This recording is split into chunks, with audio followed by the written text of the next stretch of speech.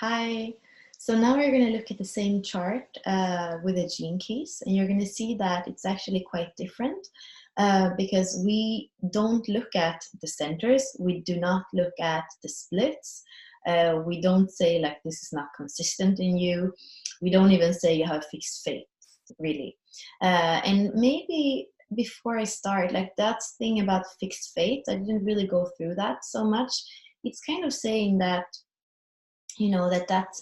life's work, the sun is really who you are, and you can't really change that. You are here to live out that frequency of that gene key, and you can live it either in the shadow frequency or in the gift frequency. And it's not like for a 4-1 profile to try to change them and make them different than they are. I mean, we should never really try to change people, but for the 4-1, it's like they would bypass their whole purpose if they had to live what somebody else tells them to do. And in this case, taking some notes, it's really it's like they are like pillars, because the fourth line is very convincing. And when we speak about 4-6s, that is a little bit more common profile. You have this person that connects with the heart, that you have the visionary, the sixth line that kind of develops all the time, that has like 3 phases of their lives. It's like it's somebody who's very collective, who has 2 transpersonal lines, the 4th line and the 6th line. And then that becomes somebody who's here, to have a vision, to share that vision through the heart, and to also develop that vision through life.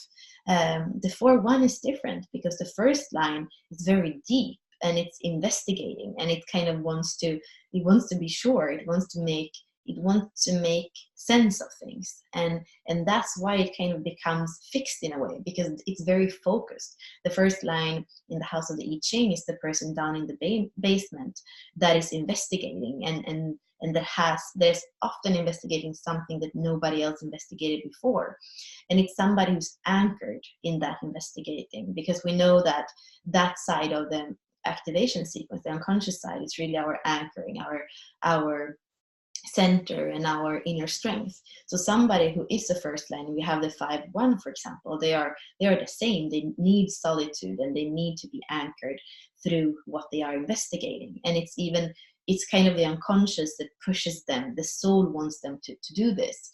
And that's why this person, the geometry is very specific in this sense, and they are courageous, because they are going to go, usually in life, they're going to go with their thing, and they're going to do that. And then we sometimes say that it's really, we find everything in the personality summary in life's work. That's really their fixed fate.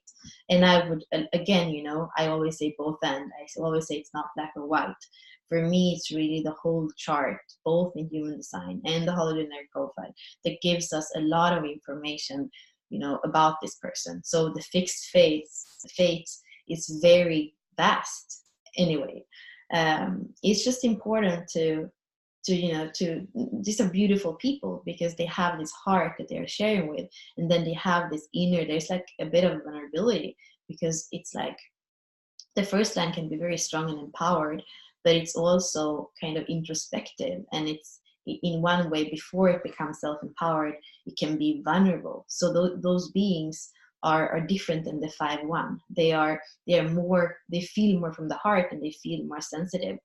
And at the same time, they feel, especially this person that we were looking at that has the 10 activated several times, they feel very natural, and they're very friendly, and they're very, very easy to connect with. And for these people, trust is so important. That's the 4th line, the person on the balcony, and that creates those relationships with trust.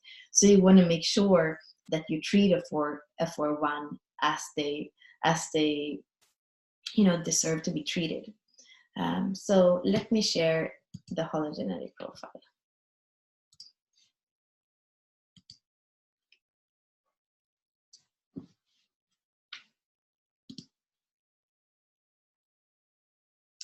Right.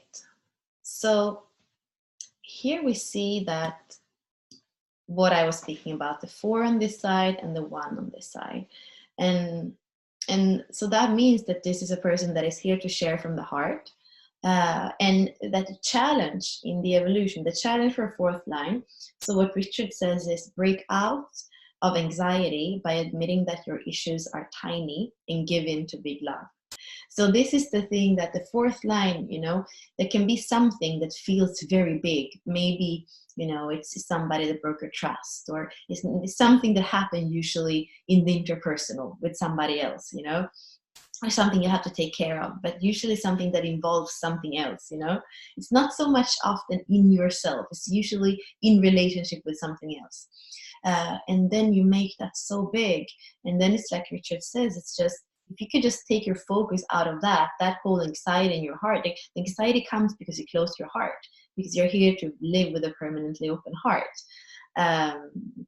Then you come back to who you really are, and you come back to your resourcefulness. And that's what we can see in this case as well, that this opening of the heart is really the only thing that matters, basically.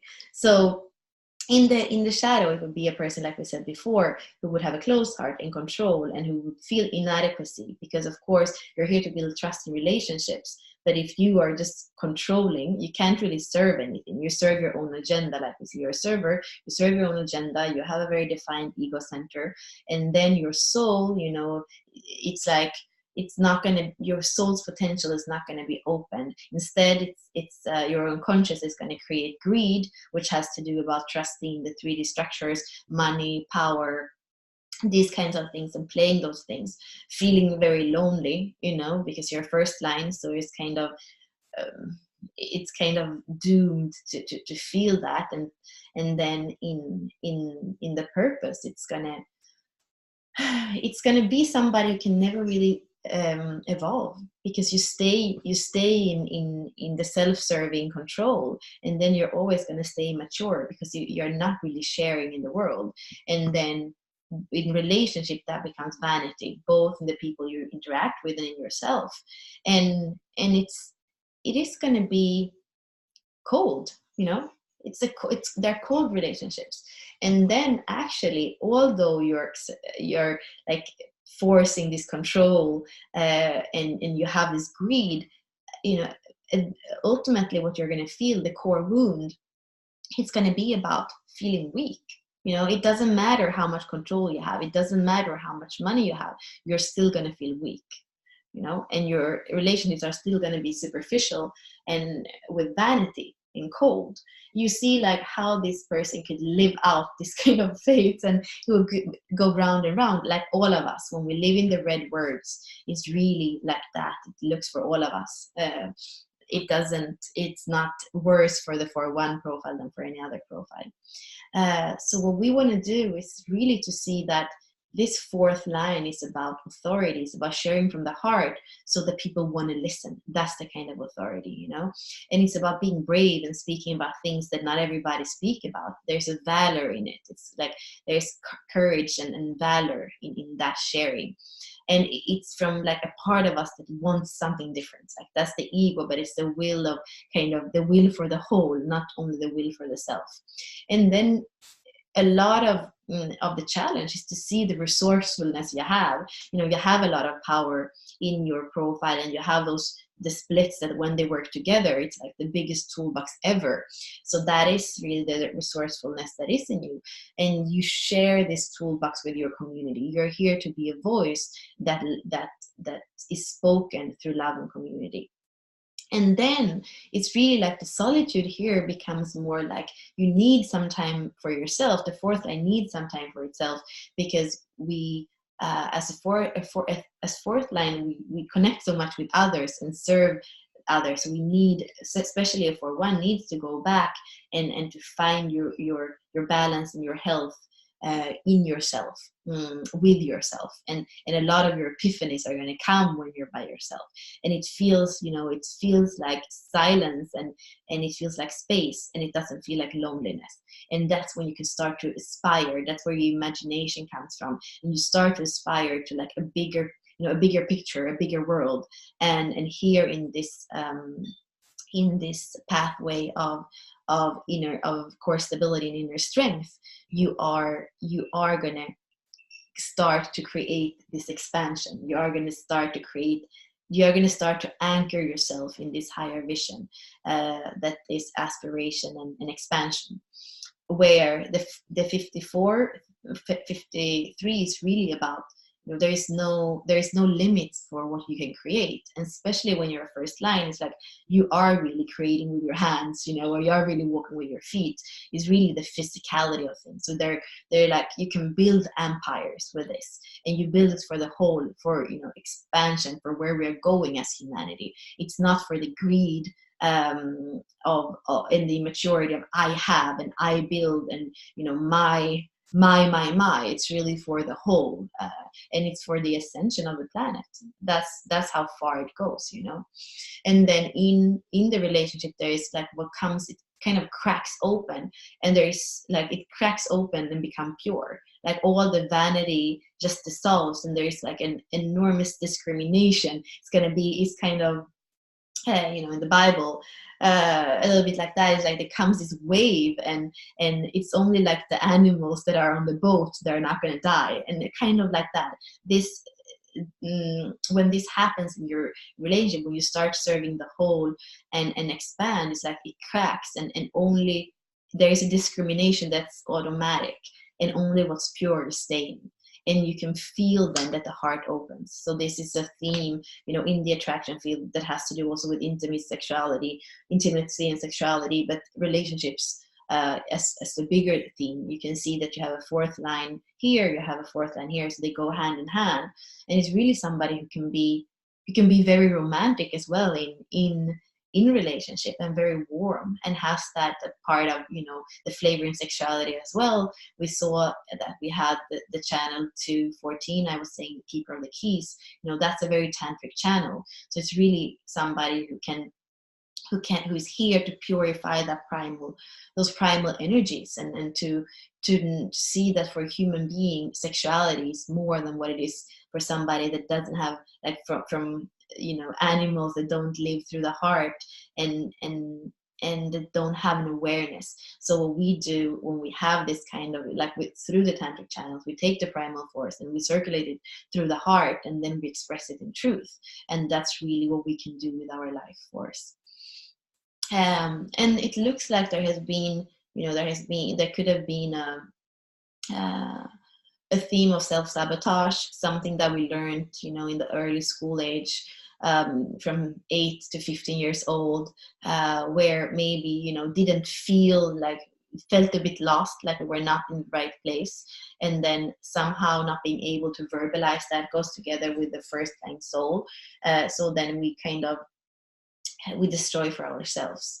So that's something to look at, to see that when I get triggered, do I go inwards? Is it hard for me to express that when I feel like emotional pain? And how does that influence me? And to start to look at that, to start being aware of that. And then we have the theme here, the life work that has the same as the IQ. So this is kind of the mental defense strategy. So kind of becoming a bit hard, becoming a bit disincarnate, kind of going up on the roof and becoming maybe a bit arrogant or a bit over objective when we feel triggered. Like that's the mental defense that we will go into. And realizing, there is an enormous gift for objectivity in this kind of mind, but it's also important to kind of to become that visionary that can see things, but that doesn't become just a judge, and that also that is here to be in the body. Like when you leave the body and you're just in your mind, and you evaluate a situation just from your mind, especially when you are in the situation, that is not going to help you, and that's only going to make this feeling of being lost and not in unity with others stronger. And you really want to come back to your own orientation. Like that's part of what's going to unlock the emotional unease or inadequacy. And then the SQ is really the portal to the heart. It's like how how do we reopen our heart when it closed? And this is the developmental cycle from 0 to 7 years old. So the first 7 years, we're too young to process things emotionally or mentally. So this is, like I said, from 7 to 15. This is from 15 to 21 that the mental defense and body develops. These are the first 7 years. So to see there, if this was somebody who needed a lot of freedom, and maybe hopefully had that, but if you didn't, so you give yourself that now to pamper your inner child with that freedom, instead of going into victimization. Or if you saw that in your parents, for example, in this age too, it's really, you can see it's like a triple theme of freedom. The line is freedom, and both the gift and the city are freedom. So it's really asking you to go deep into yourself, and knowing that freedom is, in your case, what opens your heart. And then we come up to the core wound that becomes the vocation. It's like this coin that suddenly, instead of being weakness from like just being self-centered, it becomes equality. And it's somebody who can probably speak to anybody, a king or somebody who is living on the street. It doesn't matter, titles don't matter. This is somebody that has that gift of the 10, the naturalness to connect with anybody from the heart, the line 4, and can really, speak from the heart with anybody. And there is a tenderness. There's really a tenderness in being able to do that. And that's what you're here to do. And you have a 4th line in your vocation, a 4th line in your life's work. So it is, again, you're doing this because you believe in it. It comes from your heart. You're somebody, like in your work, in your everyday work, you are 2nd line. So partnership, like speaking one-to-one, is something that you find inspiring, and that the world will find inspiring too when you share about it later.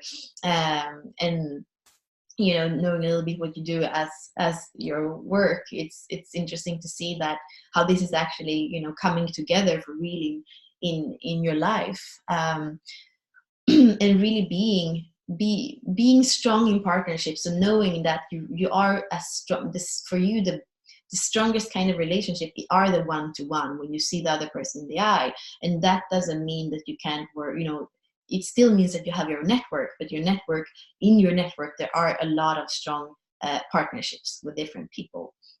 And it's all like your superpower to unlock your prosperity, also like the financial prosperity and the material prosperity, is really inspiration. That is the gift of the 61. So you're really here to be to inspire people. And I remember this was read in your other, this comes from your unconscious. This comes from how your soul wants to connect, what your soul came here to do.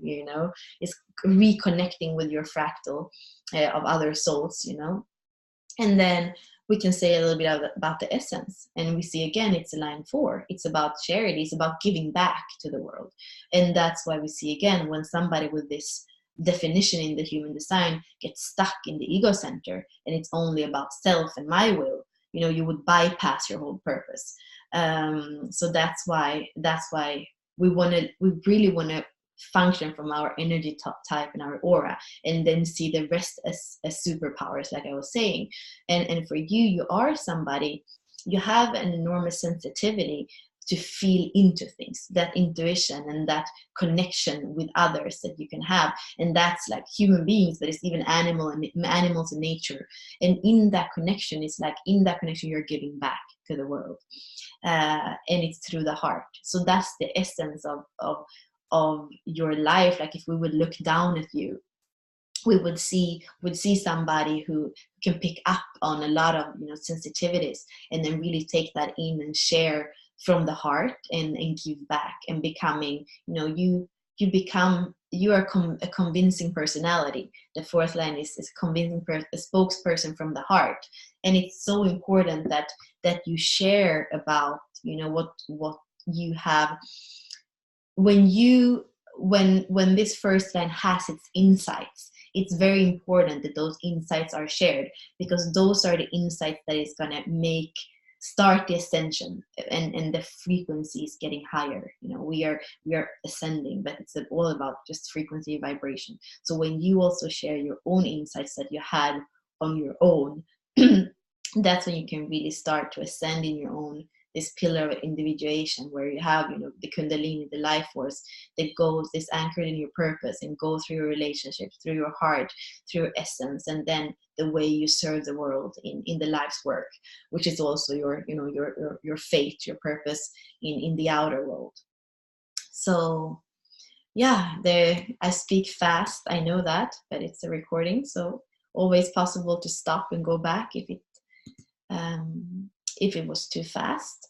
And I really love to do this. You know, there's so much more you could say. So this is like, when we look at this with somebody, we usually spend, you know, either a session on each key, or at least on each sequence. You can see there are green keys, there are red keys, and there are blue keys. So it's like the activation sequence with those 4 prime gifts and the potential breakthrough to the purpose of the soul. Then we have the red sequence with relationships and the childhood, and, you know, the emotional, the mental, the physical. How do they function together? How are they weaved together? And how can we go through this and unlock and peel the layers so that our core wound can transform into our vocation? That's the red sequence. And then the blue sequence is really about our outer manifestation, the more kind of masculine, that when we start to understand our vocation, we know how to work everyday life to be, you know, to be creative in our culture, and how that connects then to the life's work at the top. And then you can see the essence of all this functioning together in the pearl. So it's really a journey. And this is what I'm saying, is like, the human design is a little bit more static and saying, okay, this is what it is. This is the risk. And this is the strategy that you can use in order to live with more ease, and in order to like not really just live out what's not you. And then with the Gene Keys, we see so much potential, and it's also telling you very specifically what to tune into.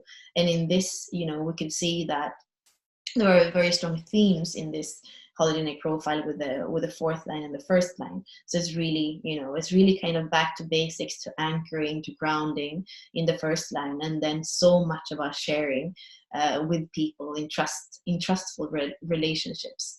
So that's the keywords for this profile. So yeah, well, thank you guys. Bye.